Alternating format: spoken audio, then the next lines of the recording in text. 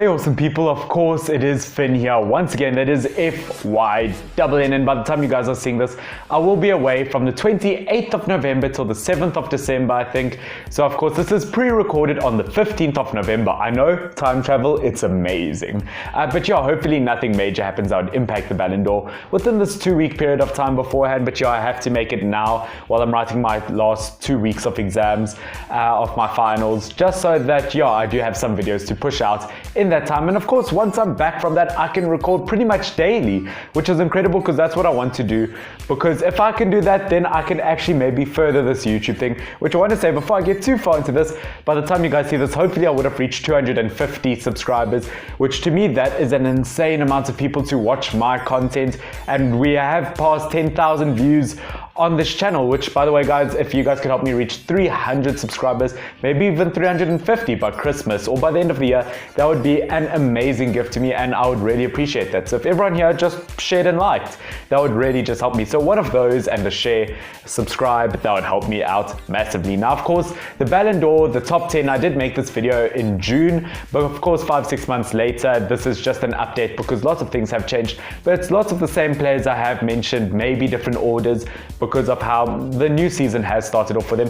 And just a disclaimer, there is no Modric in this top 10, so I'm sorry if you had your hopes up for a Modric in this top 10 of the Ballon d'Or. I don't know why. Maybe he just didn't perform, or maybe he didn't even deserve it last season. Let's get into this. In the number 10 position, of course, is Brazilian and Liverpoolian, what a Scouser, I don't know.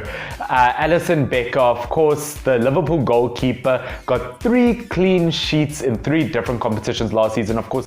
You mean Golden Gloves, mate? Of course, did well in the Copa America for Brazil. He won both the Super Cup and the Champions League with Liverpool. I think he might have been absent for the actual Super Cup itself, so that could have been Adrian. But yeah, anyway, huge achievement for him. And you just have to say, at the end of the day, to win 3 Golden Gloves in 3 different competitions is absolutely amazing. There's a bird in the tree, and I hope you guys can't hear it, but it is driving me nuts.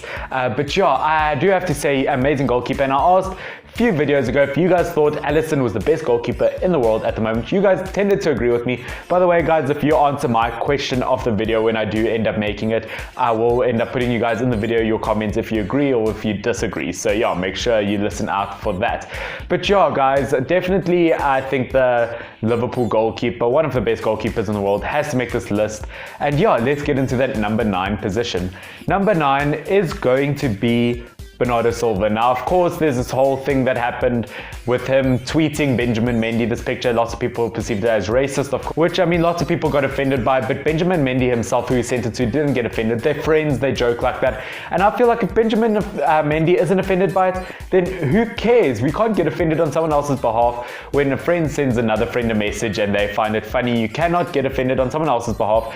Now he's got a few match bans, I do believe, and a £50,000 fine. That is, I mean, wow, that is absurd. But Bernardo Silva deserves it anyway to be in the top 10 of this Ballon d'Or because he was Nations League player of the tournament. He did win Nations League with Portugal, won multiple trophies with Manchester City. Already his numbers are looking quite good so far for Manchester City. I do have to put him in the top 10. I can see him breaking into the top 5 of the Ballon d'Or in the next few years, but wow, I think not Benjamin Mendy, geez, Bernardo Silva has definitely stepped up, and I do have to say he does deserve to be in this team. Okay, now we get to number 8, and now of course this is a very tricky one because I was even contemplating whether I should put this next player in the top 10 of the Ballon d'Or. It is Kylian Mbappe. Of course he got so high in the Ballon d'Or. I'm talking really fast, I know I'm getting so thirsty, but I cannot stop.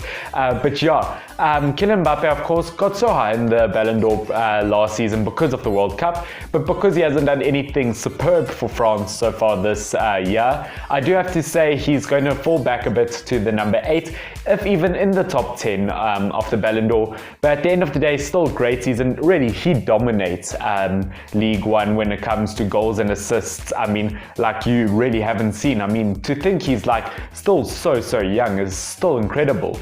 But yeah, I do think he does deserve to still be in the top 10. He is that kind of player. But if he wants to break into the top 5, he needs to move to a team like Real Madrid, or even he's been linked to Liverpool. I mean, that would be a mad move. But I do want to name his, of course, PSG part number 5 I go to number 7, Neymar. And my question of the video to you guys, now of course I told you guys to listen out for it, do you think Neymar will ever be in the top 5 of the Ballon d'Or ever again? Yes or no? Put that down in the comment section below.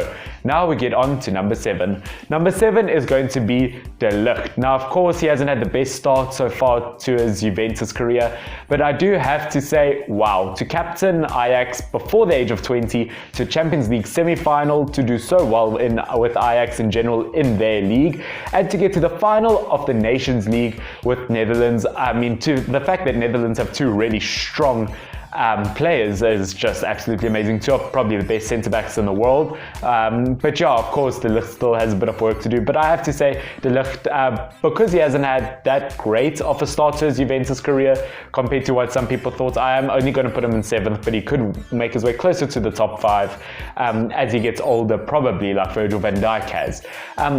Yeah, let's get into number 6. Now, of course, number 6, same as last season, Mohamed Salah. Lots of people are going to be upset that he's not in the top 3 or in the top 4 or 5. But yeah, I do have to say, he didn't impress me that much compared to the rest of the top 5 that did actually make the top 5 in this video. Mohamed Salah, of course, got knocked out by South Africa in the African Cup of Nations, which, yes, South Africa, the best rugby nation in the world. Yeah, we're just never going to let that down. Well, at least until the next Rugby World Cup. But yeah, purely because he didn't do well in the African Cup of Nations, I'm going to put him in 6th place because everyone else has pretty much done well with their nation in the top 5. I'll explain that later. But of course, did well with Liverpool. Of course, won the Champions League. Probably going to end up winning the Premier League once the season's done. But of course, that all counts towards next year. Of course, tied with top scorer in the Premier League last season. But his numbers aren't that impressive so far this season compared to previous seasons. And I do have to say that there are a few players this year that are better than him. So unfortunately, Mohamed Salah, I have put you in that number 6 position. Now we break into the top 5. Now, of course, number 5 was a huge controversial thing last season. It was Messi last year, which everyone absolutely freaked out about because, I mean, I agree with that. I think he should have been at least in the top 3. Number 5 this year, Messi again. Now, of course, I am joking. Number 5 for me this year is Raheem Sterling. Now, of course, the big talk is, wouldn't you put Mohamed Salah in 5th and maybe Sterling in 6th? But personally, I put him there because he did get to the semi-final of Nations League with England, to that 3rd place, won multiple trophies with City, and of course, just general, his numbers are incredible for Manchester City. I can see him almost winning a Ballon d'Or. If any English player had to win a Ballon d'Or, it would be him. Of course, he had that fight with Joe Gomez, which at the end of the day, they say it's a huge, they're fighting because they have a passion for the sport. But at the end of the day, as long as everyone ends up enjoying the beautiful game of football, then who cares? But yeah, Raheem Sterling I have to put in 5th because he just achieved more than Mohamed Salah this year, in my personal opinion. We get to the 4th position. Now this is going to be a tricky one. I really wish I could put this player in the top 3 because I do like them, even though they are from my rival club. He does play for Liverpool. It is Mane. Now, of course, lots of people would put Salah over Mane, but to me, Mane is the complete package. I mean, such a pacey, fast player. He's already got 7 goals in 12 Premier League games this season, which he's on his way to like 20 goals this season again for Liverpool, which I wouldn't be surprised by. He's probably going to win Premier League as well with Liverpool. Won the Champions League, of course, got to the final, to the African Cup of Nations last season. And of course, top scorer in the Premier League, it has to be Mane. And yeah, just an absolutely complete footballer. I would put him in 4th position.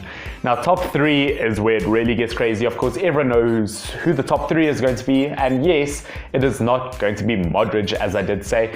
3rd position, now this is going to annoy some people, but listen to me, in 3rd position, I am going to put Cristiano Ronaldo. Now there are multiple reasons why he should maybe win this year. I mean, lots of people say he won Nations League with Portugal. Of course, he won with Juventus.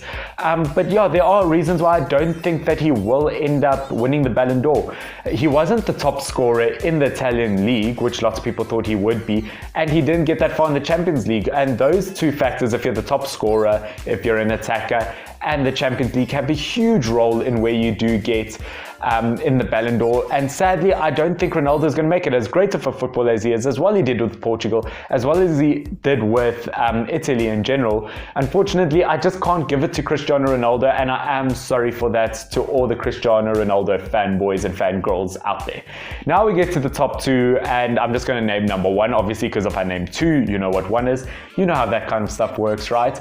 But yeah, when I did make this prediction in June, I did name Messi as the winner, and this time around, I am going to name Messi as the Ballon d'Or winner. Now, before you click off and say I'm biased towards a Liverpool player winning, listen out to me. As well as I do think Virgil van Dijk had a better year than Messi. I mean, he got to the final of the Nations League. He won the Champions League, as I said, plays a huge role. And they just missed out by a point or two in the Premier League, where Messi, yes, they won with Barcelona. They did get knocked out by Liverpool in the Champions League. And of course, Messi only got to the semi-finals of Copa America, purely based on the fact that Messi won the award for Best Men's Player, Pro 11 Player, or whatever that award is, of the year for 2019, because he's voted Pro 11's Best Men Player of the Year. That's purely the reason why I've gone for Messi, because I think enough people are fans of Messi to get him through over Virgil van Dijk. I think there are more Messi fans out there than Virgil van Dijk fans. I think there are more, because when you think of the big football fans, it's always Messi or Ronaldo, where I think pretty much only Liverpool players plus some are going to vote for Virgil van Dijk. So purely because Messi has more fans, I think Messi is going to win the Ballon d'Or.